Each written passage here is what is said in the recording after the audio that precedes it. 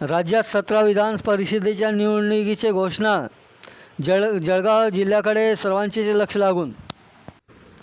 एकीकडे गुलाबराव पाटीलचे सुपुत्र तर दुसरीकडे भुसावळचे माजी नगराध्यक्ष अनिल चौधरी यांचे नाव चर्चेत.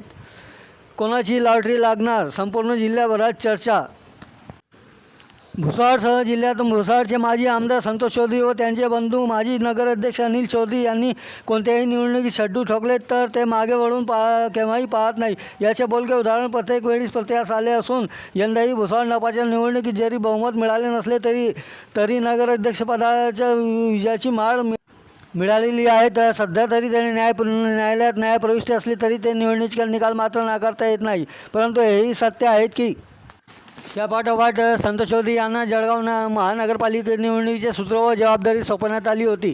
संपूर्ण जळगाव जिल्ह्याचे लक्ष लागून होते. मात्र एकही नगरसेवकांना खाते उघडण्यात आले नव्हते आणि चौधरी यांना आपल्याच नेतृत्वाचा प्रभाव स्वीकारावा लागला होता. कारण दीर्घ वर्षाच्या विश्रांतीनंतर त्यांनी भुसावळात परिवर्तन घडवून आणल्याने त्यांच्या पक्षासह भुसावळ शहरवासी म्हणा की संपूर्ण जिल्ह्याचे लक्ष लागून होते की भाऊ काहीतरी जळगावलाही बदल घडवून आणतील या अपेक्षेत होते. परंतु जिल्हावासियांची अपेक्षा धुळीस मिळाली.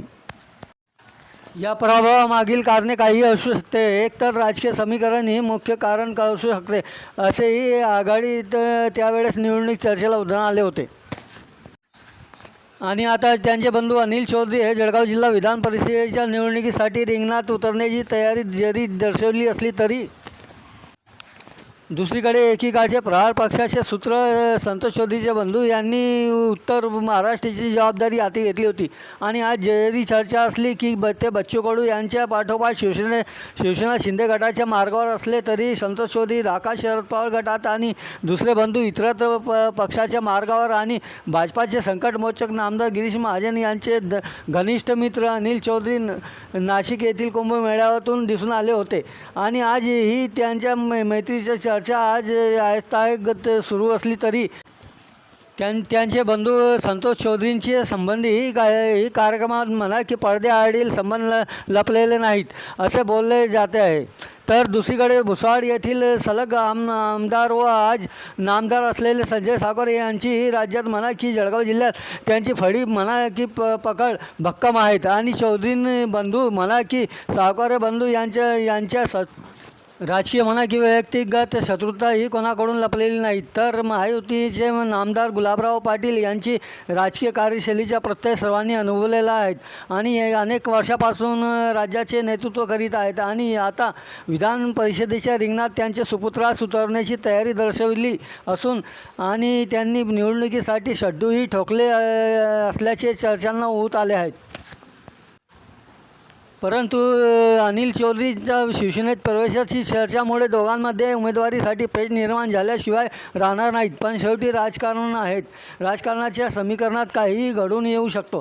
ते भुसावळ नपा निवडणुकीत म्हणा की जळगाव महानगरपालिका निवडणुकीत जामनेर येथील विधानसभा याच्या निकालाने सर्वश्रोत झाले आहेत. आता काय घडते? शिवसेनेचे एकनाथ शिंदे या पेशातून कसे मार्ग काढतात की दोघांच्या लढाईत तिसऱ्याच म्हणजे महायुतीच्या भाजपाच्या पक्षाला उमेदवारी मिळते असे झाले तर नामदार गिरीश महाजन, नामदार गुलाबराव पाटील, नामदार संजय सावकारे म्हणा की चौधरी बंधूंची भूमिका काय असणार? राजकारण समीकरण काय असते ते वेळेवर समजून येणार. शिवसेना शिंदे गटातील चौधरी व पाटील यांच्या उमेदवारीचा पेच कायम असण्याची शक्यता नाकारता येत नाही. तेव्हा नेते एकनाथराव खडसे माजी आमदार संतोष चौधरी कोणते राजकीय डावपेच खेळू शकतात सध्या तरी कोणीही सांगू शकत नाही. परंतु पाटील यांना शिवसेना शिंदे गटातर्फे उमेदवारी देण्यात आली तर अनिल चौधरी आघाडीचा निर्णय घेतात की जर अनिल चौधरी शिंदे गटातून उमेदवारी देण्यात आली तर नामदार गुलाबराव पाटील सुपुत्र कोणती भूमिका घेतील असे अनेक तर्कवितर्क राजकीय गोटात लावले जात आहेत. परंतु दोघांच्या उमेदवारीसाठी बच्चू कडू व गुलाबराव पाटील यांची प्रतिष्ठेची लढाई असणार हेही तितकं खरं आहे. ही निवडणूक महायुती विरुद्ध आघाडी अशी असणार. त्याचप्रमाणे दोन्ही शिवसेना समोरासमोर लढण्याची दाट शक्यता नाकारता येणार नाही.